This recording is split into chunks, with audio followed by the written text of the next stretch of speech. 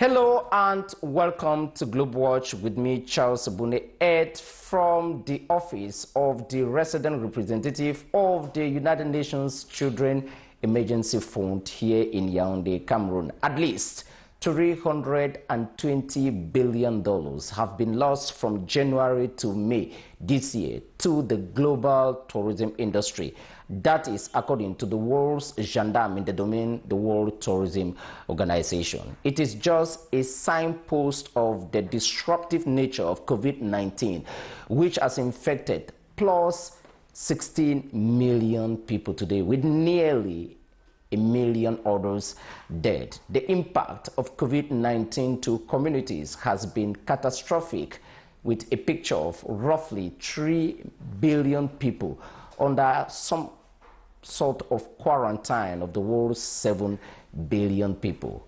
Information from the World Health Organization says just young people are highly affected by the disease. So what has been the impact already of COVID-19 on children? My guest today comes from the United Nations International Children Emergency Fund.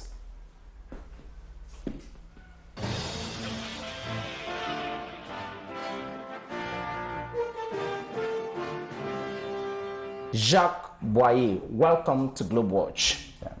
Thank you very much, and thank you for the opportunity you are giving me. Of the world's roughly 7.8 billion people, at least 3 billion have lived in some form of confinement. How many children are we counting in the world today when it comes to UNICEF? Okay, all over the world we have more than 2.3 billion children under 18 years of age, and among them we have at least 670 million that are under 5. So that's the situation. As you may know, in Cameroon we have 12 million children under 18 and more or less 4 million under 5. I understand clearly that a few months ago the International Children Emergency Fund, UNICEF, published already a preliminary report of the impact of COVID-19 on children. Let's look first at the educational aspect. With school closures in roughly 165 countries, hasn't been so devastating on the future of children in school? Yeah, I mean, as you may know, if you have seen this report, we have more or less 1.5 billion children that have been out of school due to COVID-19. I mean, at least temporarily out of school. And this represents more or less 87% of all the learners that were enrolled in school or school programs or vocational training, which is a huge number of children that are concerned. And this has, of course, a lot of consequences. If you are disrupting the school program and the school year, the longer you are disrupting it, the more difficult it is for children to be re-enrolled at school. And what could be the situation of such a figure, which is a calamity of what you are describing in conflict-prone areas of the world? I'm thinking here about Syria, I'm thinking here about Palestine, I'm thinking here about CAR, I'm thinking about other countries which are going under a stressful humanitarian situation.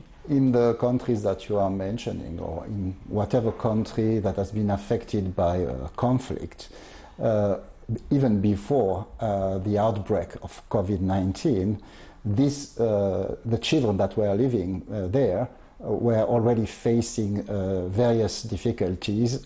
You have taken the example of education.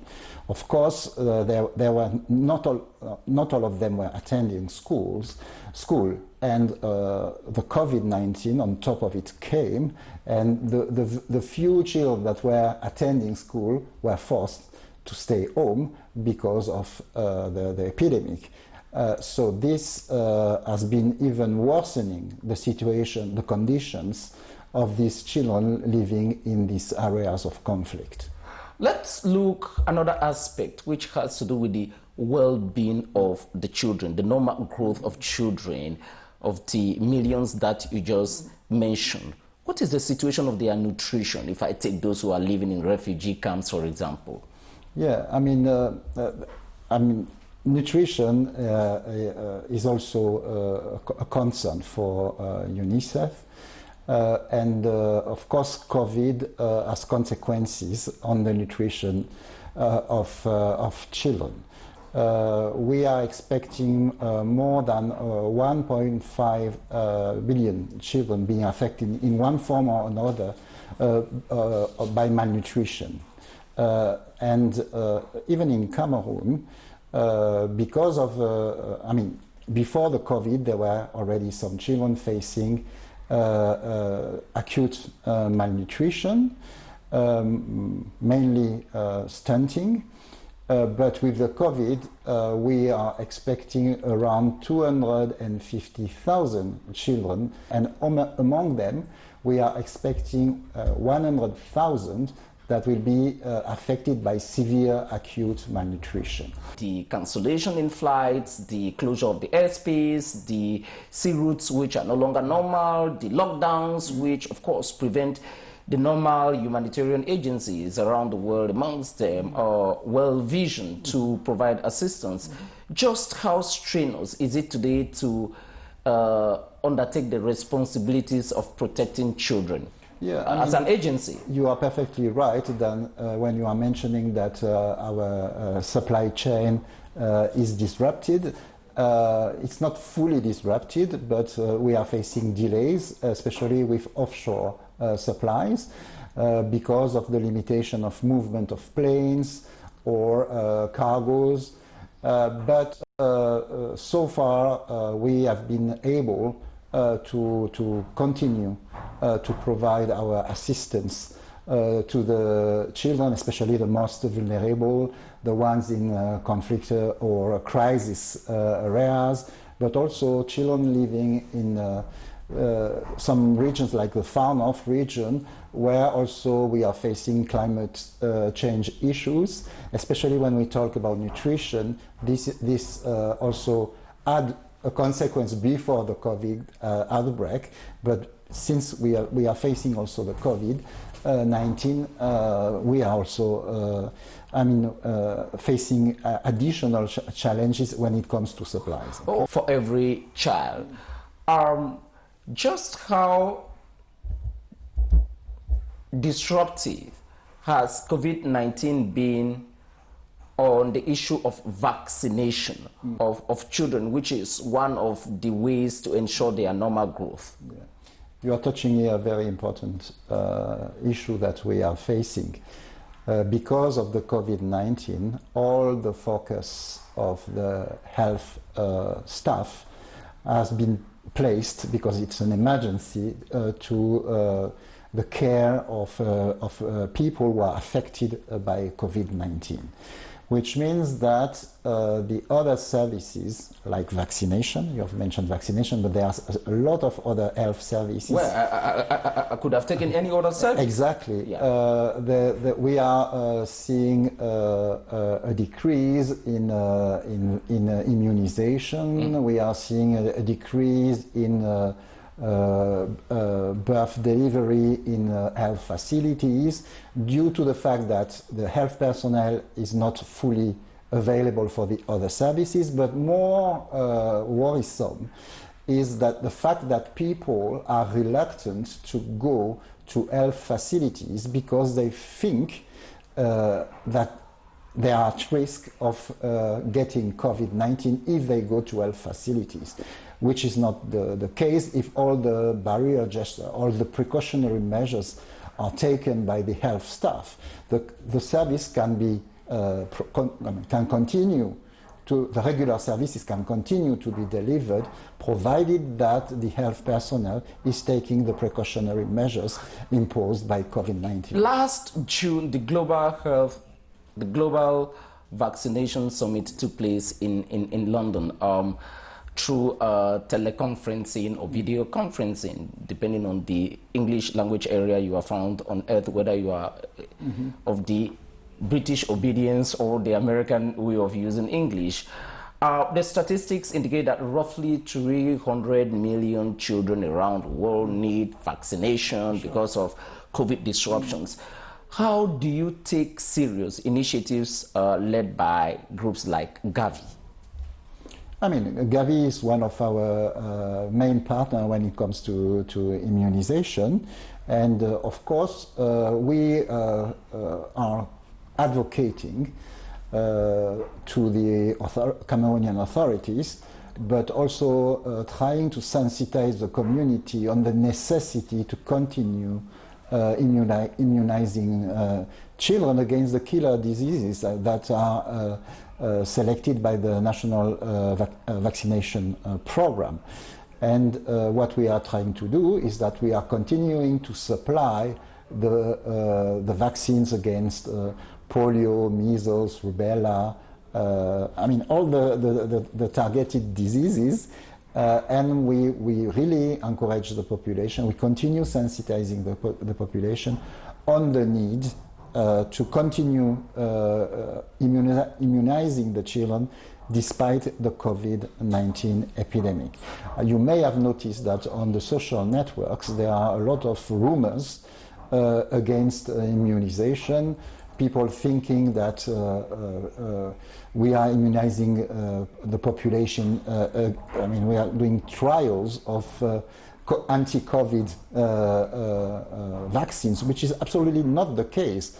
Okay, if there was a vaccine that was absolutely... The question I want to ask you in the middle of all of that is that the whole concept or the whole media noise around COVID-19, and which has been picked by politicians, is the avalanche of conspiracy theories. How do you assure them in this cacophony of communication that what we are doing is correct? What we are trying to do is to explain to the communities, to the population, that so far there is no vaccine against COVID, although in Western countries, there are, I mean, not only in Western countries, but also in China, for example, there are a lot of research that is currently ongoing to find a vaccine, okay?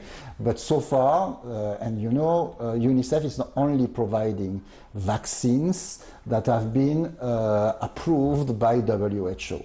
And WHO so far has not approved any anti-COVID vaccine.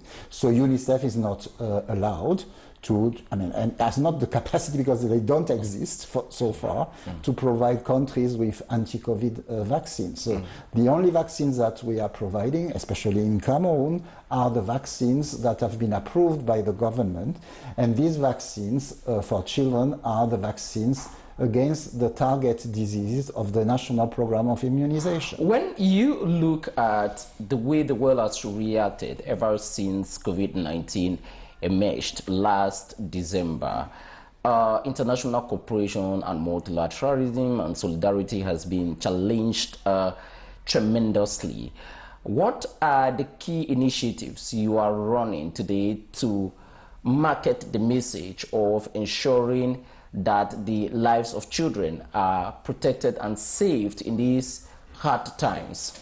Okay, as I told you, one of our main supports in the fight against COVID-19 in all the countries in the world, but also in Cameroon, is what we call risk communication and community engagement. What does it mean? Concretely, we have used various channels of communication to sensitize the population about the precautionary measures that have been mentioned by the government. Like, for instance, wearing a mask, a facial mask, washing the hands regularly, respecting the social distanciation, all the measures. We have started using the mass media, okay, also the community radios. And through these channels, we were able to reach more or less 9 million Cameroonians, or people living in Cameroon. Another 9 million were reached through our what we call proximity communication channels. For instance, is it a global initiative from your headquarters, which is implemented country by realities of where you operate? Yeah, of course, it depends on the context of each and every country. Absolutely. But at the time I'm talking with you, we have been able to reach 18 million people living in Cameroon through the various communication channels, not only to disseminate these precautionary measures, but also to disseminate the symptoms of the disease and to help people identify whether they should go to a health facility or not. Take a look at the economic measures taken by governments. The American administration will tell you, for example, $3.3 trillion of assistance to citizens. You go to Canada, for example, $82 billion. You go to a country like France, they will tell you that, okay, we have maybe 70 billion euros to respond to the aviation. When you look at those economic measures, the cash packages, do they take into consideration specificities of providing assistance to save the life of children? Or they just take care of the parents and the mothers and say that, okay, they will figure out children in those programs? No, I mean, maybe the actions that have been taken are more related to the very needs of the children, but I think that not only the government but the partners are taking children seriously into account when it comes to provide a response to the COVID-19 emergency. We have talked about the sensitization of the population. By sensitizing the population, we are also sensitizing adolescent and young people that are still children, but we are also sensitizing the parents of the small ones. We are even using young people, young influencers to disseminate messages to prevent the transmission of the disease. So these are some activities that we are doing also for children, but with children. As you may know, we have also produced some communication supports like cartoons that are really targeting the children. This is also part of the sensitization activities that we are doing. In order to be more close to our target population, especially the most vulnerable people, we are also using traditional channels like traditional and religious leaders who are also mobilizing their communities to prevent the disease. I am very conscious that that's one step. Adopting appropriate behaviors is another step. And here we are still facing a gap. When you look of recent, the pandemics, the diseases that have struck humanity, Ebola, HIV and AIDS, malaria for the African context in particular, you add COVID-19, which has been the most stressful health crisis for the survival of children. Definitely I will say Ebola because of the contagious aspect of the disease. Ebola is by far the most contagious disease that we know so far. So probably this was particularly... Are your resources stressed now because you live largely on donations at a time when the financial fabric of the world is greatly challenged with huge debts? Are you resource stressed? Yes, for sure. We have estimated our needs. Yeah, I'm talking about UNICEF. Huh? Absolutely. We have estimated our needs at around $24 million. Billion dollars or million? No, $million for Cameroon. I'm talking about Cameroon. Okay. Yeah? And what about the global picture? I have not the figures, Okay. sorry. But for Cameroon, it's more or less estimated at $24 million for a year. And we currently have been able to mobilize a little less than 7 million.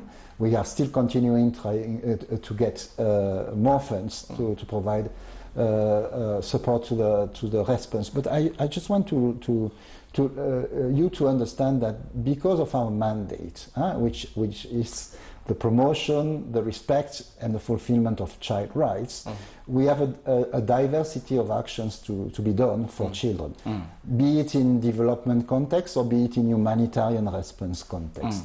And this being said, I've already talked about the sensitization, which is one of our main activity, but we have other activities. For instance, with the within the scope of the prevention and control of the infection, we are providing support to protect the health staff with protective equipments. So we are providing this support through the Ministry of Health, but also we are providing oxygen concentrators for patients that are facing severe difficulties in breathing.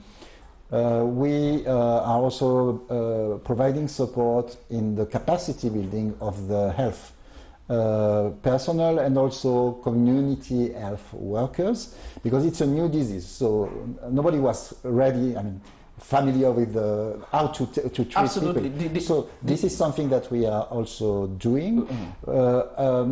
As you have mentioned, rightly mentioned, we are considering support when it comes to fight against malnutrition, especially severe acute malnutrition. At the beginning, you have talked about education. You may have noted that in Cameroon, the government has taken the decision for children that were supposed to go for exams to go back to school in June, on the 1st of June.